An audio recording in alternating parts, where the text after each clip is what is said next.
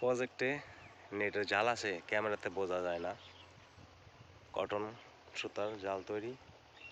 পশু পাখির অনেক অত্যাচারে মাছ ঠিকভাবে পালন করা যায় না। আর এই নেট জালে ধরা খাইছিল মেহমান। অনেক কষ্টের পরে তার নিয়ে ছুটাই আনলো সাইডে, কিন্তু এখনো জীবিত আছে। শরীরটা ভিজে একবার ঠান্ডা। ঘন্টাখানেক যুদ্ধ করলো নেটের থেকে ছোটার জন্য, কিন্তু পারলো না। কিন্তু মানুষ তো মায়া লাগে না, নৌকা নিয়ে যাইয়া তেনে ছড়াই দেওয়া হইলো, বাইচে গেল জীবন ভিক্ষা। একবারে মুখটা খুইলা ফেলাইছে, শ্বাস ফেলাইছে মুখে, খুব দুর্বল।